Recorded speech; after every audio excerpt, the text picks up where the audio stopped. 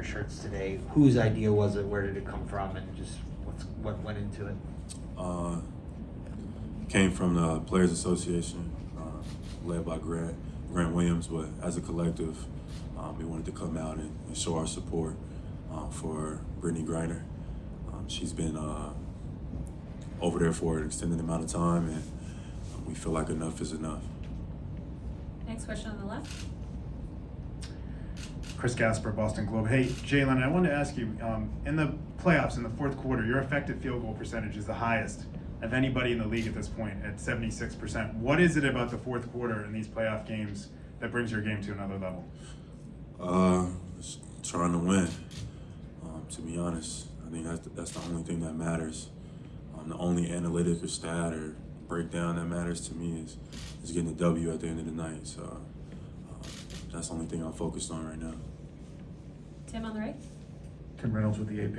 Jaylen, two things. Are you planning to wear the shirts kind of the rest of the way, as long as you have this platform throughout the rest of this series? I'm not sure. I'm not sure, to be honest. I guess we'll talk about it as a team, but we felt like it was a good idea to use our availability and our platforms to bring attention to certain matters. And I always stand for that. Being an athlete, we're just not up here to just entertain you guys. We also have a voice, and I always appreciate and applaud athletes, entertainers, my teammates who plan to do something with that. So I'm not sure if we'll wear it for the rest of the time, but today was a good day to bring attention to a topic that was necessary. Tomorrow might be something else. The second thing I wanted to ask you, also kind of in your role as a union officer, you guys, the Celtics needed, I think, 29 players to get through this season because it was so bad in December and January with COVID. I think there were like 620 guys who got into the league this year, which is obviously way more than normal. I guess as a player and as a union official, just how appreciative are you for what those guys were able to do and keep the season going and keep the season on schedule? I guess very. I mean, obviously to play basketball during, unprecedented times, in the last 2 years has been tough on individuals, families, et cetera. But I think that the NBA and the Players Association has done as good a job as possible to keep things going and to accommodate, everything as best they possibly can. There's been ups and downs. It's been, questions, things that haven't made sense. But I still give credit where credit is due. I know that there's a bunch of people behind the scenes that are, trying to make everybody's job easier. So, we can play basketball and, people can enjoy watching us play safely in an environment. So I tip my cap to both the NBA PA and the NBA, for continuing the season, et cetera. So that's it. Brian on the left. Jaylen, how aware are you guys of how good Golden State has been in third quarters and how that's been a challenge for you guys going forward now? It's one thing watching it on film and then going against it live and in person. Golden State is, a generational team, especially their core group, and they can score points in bunches and have a lot of offensive firepower.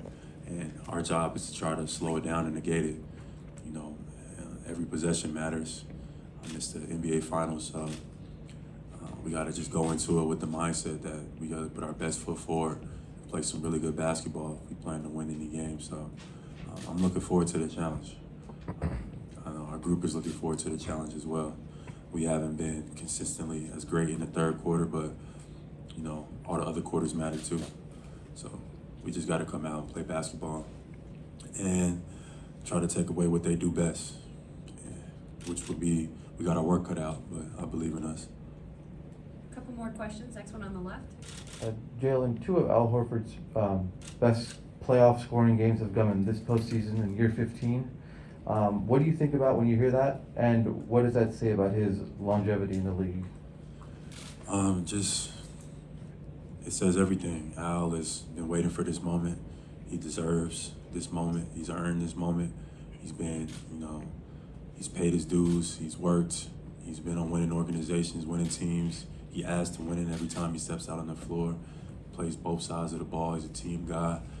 You can't give enough praise for a guy like Al Horford. So we're going to lean on him to have some more big performances in the next coming games. But if you're asking me, am I proud of what I've seen throughout the journey that I've been with Al Horford? I am.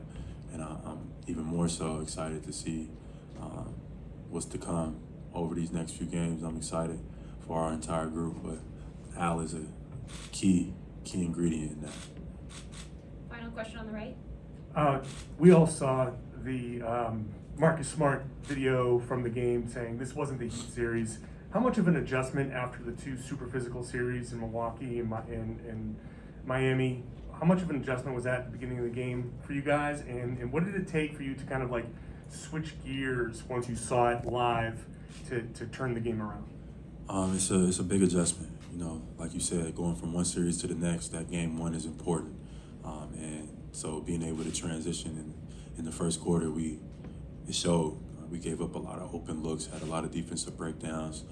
So we definitely got to be better in that area, in that regard, and we're looking forward to doing that. But especially like the travel, all of that stuff is included as well. So as the series goes on, you know, we get more comfortable, but also we got to understand they're going to get more comfortable as well. So we just got to be ready to play, you know, our best basketball and get ready for the challenge.